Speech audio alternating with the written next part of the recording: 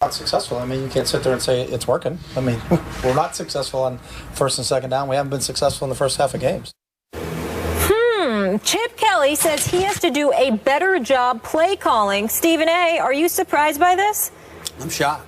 It's touching for him to finally admit that he's done something wrong. We all know what a genius Chip Kelly is, and far be it for him to admit that he's wrong about anything. He's not wrong about what he says. He's not wrong about what he does. He's not wrong about rules and regulations and stipulations that he implements for players to follow religiously, without fail, at his discretion.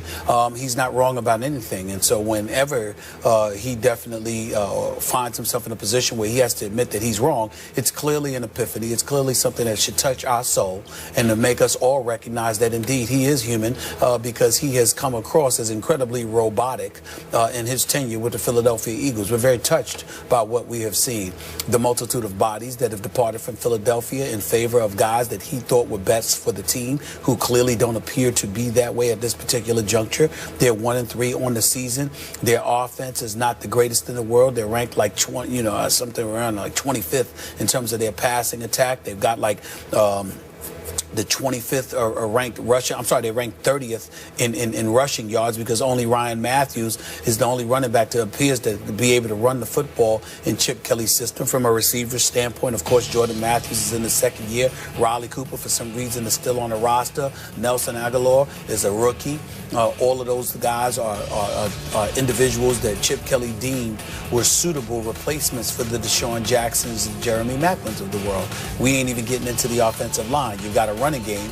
You go and you get DeMarco Murray and Ryan Matthews, but you decide that you don't need Mathis and Hermans on your offensive line. And you've got a guy like Lane Johnson acknowledging that the offensive line is the Achilles heel of this team. They're the guys that are not showing up and producing. And if you don't address the line of scrimmage, most NFL aficionados understand you're not going to have a level of success. But no, of course, Chip Kelly doesn't feel that way. He's boy wonder. He's the boy genius. Of course he doesn't think like that. Absolutely not. So what our line of scrimmage, our offensive line, stinks right now. So what of our defensive line is suspect? Makes no difference whatsoever. We don't have to win at the line of scrimmage in my system because I'm Chip Kelly.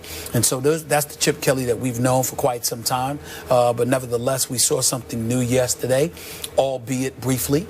For a moment there was epiphany that indeed he was not perfect, that indeed he could be flawed, that indeed that there's something wrong with some of the things that he has done. And maybe, just maybe, modifications might be the order of the day.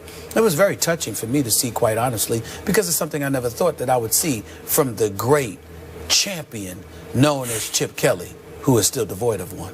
That is correct. I was going to ask you what exactly he has won, but the answer is nothing.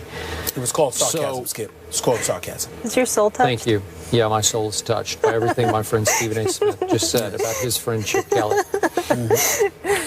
The operative word for me here is desperate. I believe that Chip Kelly is now so desperate that he didn't volunteer blame that he was going to take. He just accepted off a question. He accepted the blame. Well, that's a breakthrough. Wait, the smartest man in the room actually acknowledged publicly, yeah, I could do a better job of calling plays. Well, it's a breakthrough because this team is about to get broken. This team is 1-3, and if it fell to 1-4, you couldn't write them completely off.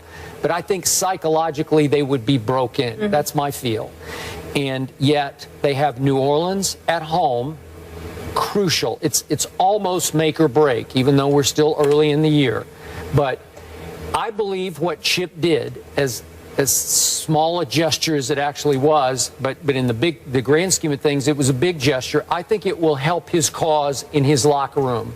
I think it will allow the players to sigh a little bit, be a little relieved that, my God, our coach actually took a modicum of blame for what has happened in here. Obviously, you can blame the quarterback. Sam Bradford looks shell-shocked to me. He looks like he's lost his nerve in the pocket. Go ahead. Skip, am I fair in saying that that's the first time I've ever recalled Chip Kelly shouldering any responsibility for what has happened with the Philadelphia Eagles? Breakthrough. With the Eagles, yes. Okay. I didn't follow him close enough at Oregon to know what he did, but they were always so good. I don't think he was ever required to shoulder much blame. But in this case, Listen, it's a talented football team. We saw some flashes from Sam Bradford, 2 bombs.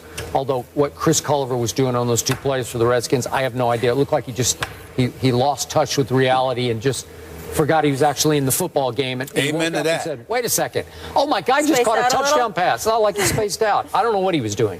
But those were 2 impressive bombs that Sam Bradford actually threw. He can throw it when you protect him and he doesn't flinch in the pocket. But it's still a talented football team, and I still think they can beat the Saints. And then they have 3 straight big primetime games. They got Monday night against your New York Football Giants at home. Then they go to Carolina on a Sunday night and go to Dallas on a Sunday night. Well, I don't think I'm not going to write them off yet, because I could see them winning 3 of these 4 games. I just could. And they could get in, as we just talked about, in the NFC East, you could get right back in the hunt. And if they do get back into the hunt in the NFC East, I think you'll look back at that moment in that press conference as maybe a pivotal turning point for Chip Kelly, that he said, yeah, I could do a better job. And his players are like, thank you. Now let's heave a sigh of relief and let's pull back together and let's go beat the Saints. Well, I think all Chip Kelly needs to remember is, try emulating some of the things that have worked on an NFL level for a change, instead of trying to reinvent the wheel. Yep. The NFL is the NFL. There are certain things that just ain't going to work. And there's no question that I believe the Philadelphia Eagles have elite talent in the NFL. Yeah, they do. At some positions. Sure. I really, really believe. They're not scrubs. They're not scrubs. They can play. But I think that he's trying to bring a level of finesse to the game. And guess what? When your chest is getting caved in, or your knees are getting cut from out under you, or you get knocked upside your head, finesse ain't gonna save you. You need some rough riders out there, and Chip Kelly's better get with that program. I'll go on record. They will beat the Saints at home. I know that's not a big deal, but favorite. I just think they'll beat them. We'll see. We'll see. Right. All right. Do you guys think the Colts are done? Andrew Luck is out. Matt Hasselbeck is in. Should Stephen A. be concerned about some bad luck hitting the... Forget him. It's my fantasy quarterback. Oh, well, that's all that matters. Yeah, obviously. Yeah. We'll be back in a minute.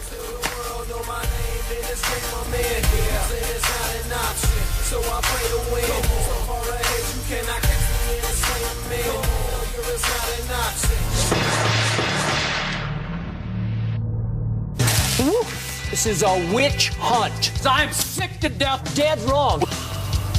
The odds are in your favor. No, you don't. High and dry. High and dry. It's unbelievable. Tell me you can't close that deal. I won the fight.